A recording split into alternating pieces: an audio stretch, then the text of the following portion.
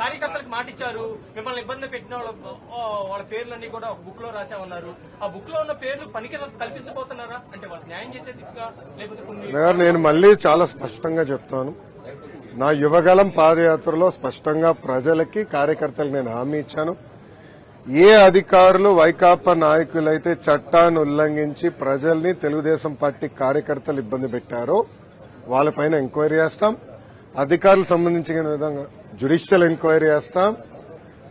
Enquiry నివేదిక మేరకు service నుంచి డిస్మిస్ చేసి జైలుకు పంపించడానికి కూడా నేను వెనకాడను అని ఆనాడు ప్రజలకి చెప్పా, కార్యకర్తలకు చెప్పా.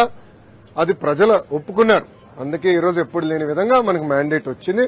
తప్పనిసరిగా ఇచ్చిన మాట, ఇచ్చిన హామీ నేను నిలబెట్టుకుంటాను.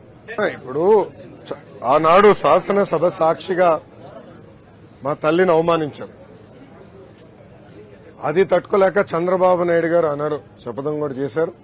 మళ్లీ ముఖ్యమంత్రిగా ఈ సభలో అడుగు పెడతానని ఆనాడు చెప్తాం జరిగింది.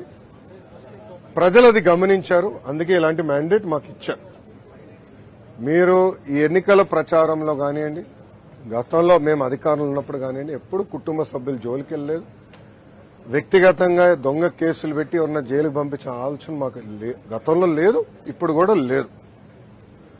ఏమైనా తప్పులు చేస్తుంటే చట్టాలు దాని పని చేసుకుంటూ వెళ్తాయి తప్ప మేము ఎక్కడ ప్రజల్ని ఇబ్బంది పెట్టాలనో వైకాపా నాయకులపైన కక్ష సాధింపు చేయాలనేది మా ఆలోచన కానే కాదు.